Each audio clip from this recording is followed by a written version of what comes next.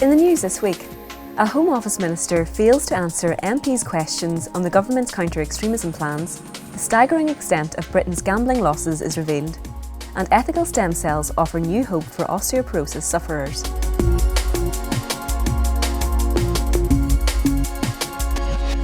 Hello. A parliamentary committee is none the wiser about government efforts to crack down on extremism after a Home Office Minister failed to provide specific details on a host of issues. Counter-extremism Minister Karen Bradley was grilled by the Joint Committee on Human Rights last week as the government prepares to consult on its plans. The Christian Institute and others have warned that the proposals are a clear threat to free speech.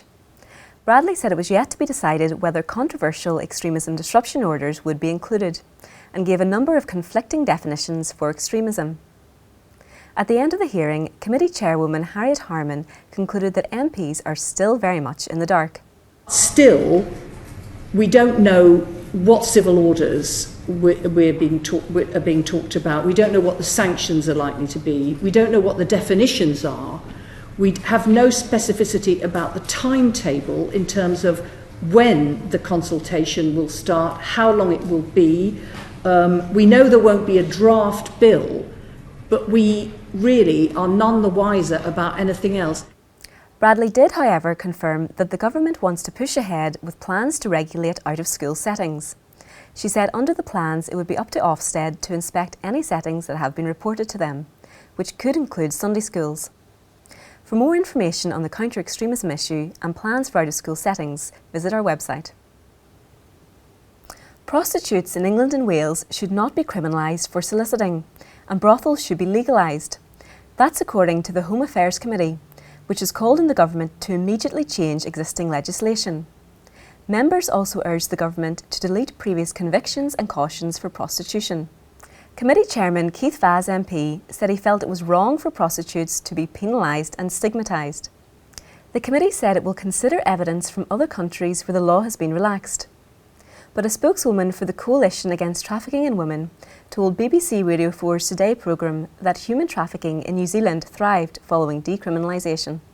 After pimping and sex buying was decriminalised in New Zealand, brothel owners ended up wielding far greater power over people in prostitution. The United States State Department evaluated the situation in New Zealand very recently in its Trafficking in Persons report, and found that the trafficking of Asian women into New Zealand is thriving. So far from empowering people in prostitution, decriminalisation empowers their exploiters.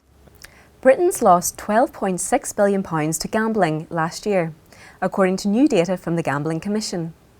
The figure represents a 40% rise in losses since 2012 and is equivalent to almost £300 for every adult in the country.